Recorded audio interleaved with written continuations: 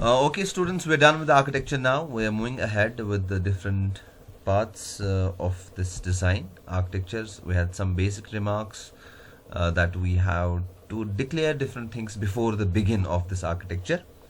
Some of the key features कि हम statements से ही terminate करेंगे हर एक प्रोग्राम को, और signal assignment के लिए assignment operator use करेंगे. लेटर्स, नंबर्स और अंडरस्कोर्स को यूज़ करेंगे किसी प्रोग्राम या किसी नाम को डिफाइन करने के लिए. Now we are at the final stage, that is अब हमें इन सब चीज़ों को मिला के एक VHDL डिज़ाइन बनाना है. So we have named design using VHDL. तो इसमें क्या करना है हमें आर्किटेक्चर में, बिकॉज आर्किटेक्चर ही वो ऐसी चीज़ है जिससे हमें पता चलता है कि ये प्रोग्राम क्या करेगा. So we have the output always on the left side of the assignment operator. उसके बाद input A, may be ended with input B, या जिस टाइप का भी गेट बनाना हो. सो यहाँ पे एंड गेट हम बना रहे हैं, इनपुट ए इनपुट बी, तो ये 2 इनपुट एंड गेट बना. लाइकवाइज अगर मुझे 2 इनपुट और गेट बनाना था तो इनपुट ए और input B. So this is just the one line which you have to write in the architecture. जिस तरह हम जो हम सिमुलेटर की तरफ चलेंगे तो सिमुलेटर में मेन चीज़ें आपकी वहीं से बन के आएंगी. बस एक आर्किटेक्चर की लाइन आपको डिफाइन करनी है बेस्ड ऑन वो आर्किटेक्चर क्या काम करेगा. ठीक है जी. So just remember that output is assign here in this case to input A input B. Left hand side will contain only the one variable, और right hand side can be logic operations for many variables. यहाँ पे लेकिन 2 variables हैं. So let's take a simple example.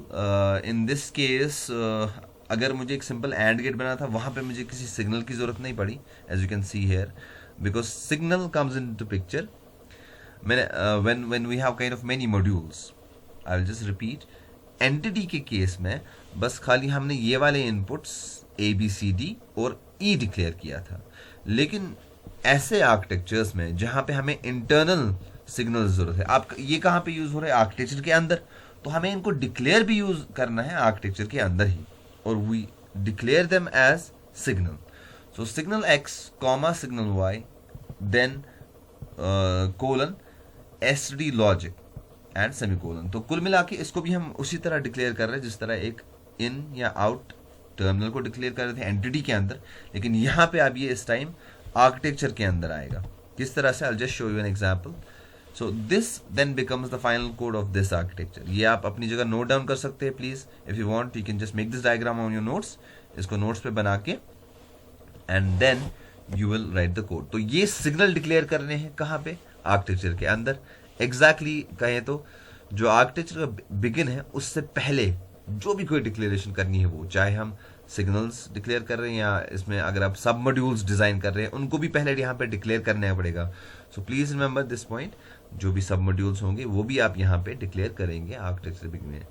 May be इस time हमें समझना है what do I mean by this, but later on as we increase in the programming skills we will understand. So conclusion इस सारे अभी तक के लेक्चर्स का is this final code. We have this part as the library part जो हमने वो discuss किया था. Then this part is the entity part. Okay, entity में ABCD और E डिक्लेयर हो रहा है. जो भी कोई इंटरनल सिग्नल्स है वो डिक्लेयर यहाँ पे नहीं हो रहे. इनकी डायरेक्शन, इनका डेटा टाइप, क्योंकि ये बिट टाइप है सो इसलिए STD लॉजिक आएगा. अगर ये वेक्टर होते या मल्टीबिट होते तो STD underscore logic underscore vector, उसके बाद कितने बिट का था वो भी यहाँ पे लिखना था हमें. सो अब आर्किटेक्चर की बात यहाँ पे आई. आर्किटेक्चर बिहेवियर ऑफ, जो भी यहाँ पे ब्लू में आप देख रहे हैं ये कीवर्ड्स हैं जो भी इस कलर में है, तो ये आपके अपने वर्ड्स हो सकते हैं, वेरिएबल्स हो सकते हैं. तो ये स्टैंडर्ड है, लेकिन although they are standard but they can vary with time. But these are concrete. Blue is concrete, black is standard, and then this gray is absolutely dependent on you what you want to keep.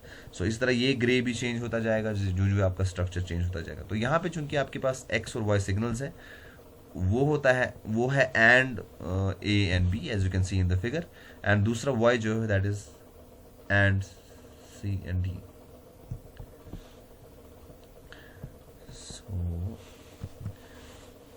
So this is how the final code will look like for this diagram जो आपने अभी देखी. So you can try it at your own, and we can now start rest of the VHDL programming for different modules. So you can just start with writing a program where you can implement all the basic gates. just write a VHDL program, and then once we're done with that, we will also move to test bench in upcoming videos.